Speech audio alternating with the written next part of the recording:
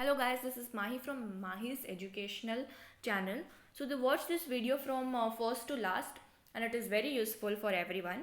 So today's topic is reproduction in plants. So please like and subscribe. So we have modes of reproduction. So there are two types of reproduction, asexual reproduction and sexual reproduction. So asexual reproduction is a new individual is produced by a single parent and the seeds are not produced and there is no union of gametes. So the new individual is identical to the parent. Methods of asexual reproduction are budding, fragmentation, spore formation and vegetative propagation. So sexual reproduction is the fusion of two types of gametes which takes place. And here two parents takes part in the formation of gametes and new individuals are produced from these. So the new individual is not identical to either of the parents or it has the feature of both the parents. So in this we have a flower, it's telling about a flower.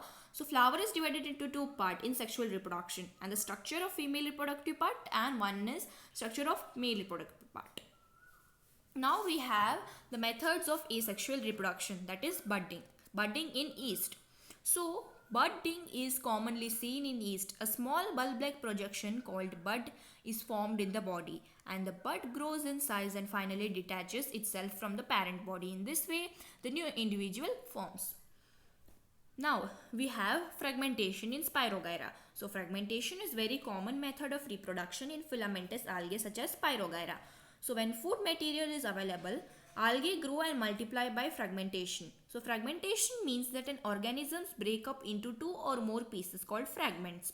So these pieces or fragments grow into new individuals.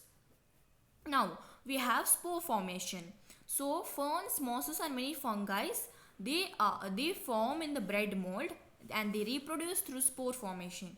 So spores are very small microscopic bodies having thick protective walls. So this thick wall help them to survive in unfavorable conditions like extreme temperatures, lack of food and water. So these spores form new organisms when conditions are favorable. Next, we have vegetative propagation. So vegetative propagation by roots, by stem and by leaves. So vegetative propagation by roots is common in plants like sweet potato, dahlia and asparagus. So roots in these plants are swollen and store food. Next we have vegetative propagation by stems. So this takes place in number of plants like potato, ginger, turmeric, sugarcane, onion, mint, strawberry, grasses, banana and gladiolus. Then vegetative propagation by leaf occur in plants such as Bryophyllum, which is nothing but a sprout leaf plant, and begonia. So in Bryophyllum, buds are present in margins of leaves. So plantlets develop from these buds in margins of intact leaves on being detached from parent plant. So the plantlets grow into new plants and the plantlets also develop from the buds if a leaf falls on the moist soil. Next, we have the structure of stamen. So each stamen has two parts. A long stalk-like structure is called as filament and the swollen structure present in the tip of the filament is called anther. So anther produces a powdery substances which consists of very minute pollen grains. So pollen grains are male gametes. So pollen grains have tough protective coat. This coat prevents them from drying up and they are also very light and can be carried easily by the wind or water. Next we have structure of pistil. So a pistil consists of ovary, style and stigma. Ovary is the basal swollen portion. It continues into a long style which ends in a knob-like part called the stigma. So the ovary contains one or more ovules. The female gamete, also called as an egg, is formed inside the ovule. Next we have the process of pollination. So the transfer of pollen grains to a stigma of the flower is called as pollination. So there are two types of pollination, self-pollination and cross-pollination. So self-pollination, in that pollen grains are transferred from an anther to the stigma of the same flower or the other flowers on the same plant. Now we have cross-pollination. So cross-pollination, when the pollen grains are transferred from the anther to the stigma of a flower on another plant of same kind is called as cross-pollination.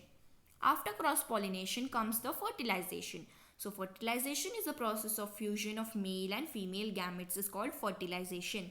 So fertilization leads to formation of zygote which develops into an embryo. So during fertilization, what happens? Let us see. After landing on stigma, the pollen grains germinate and produce their tubes. So these tubes are called pollen tubes and they carry the male gamete.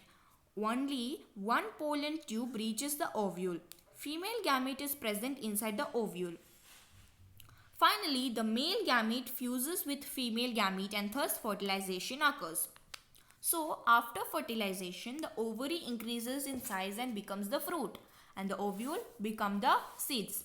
Once the zygote is formed, it divides rapidly to form an embryo.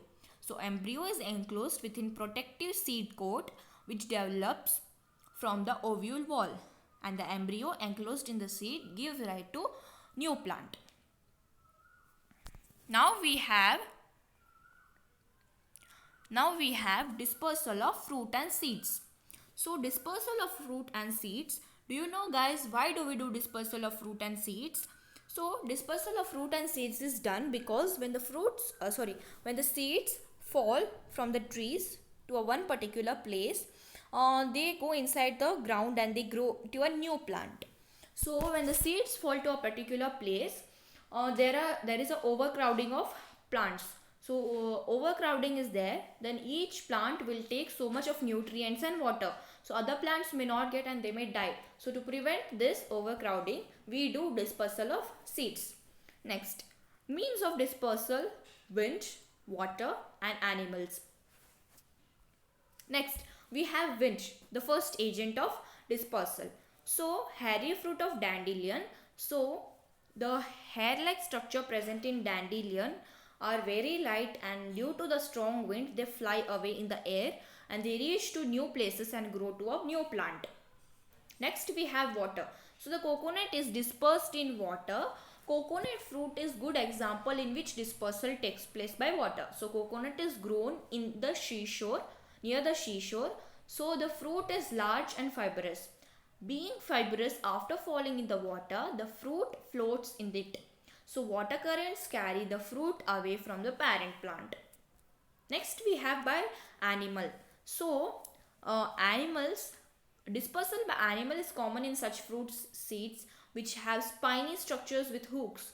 So hooks stick to the bodies of passing animals and are carried away several kilometers before they are rubbed off and fall to ground.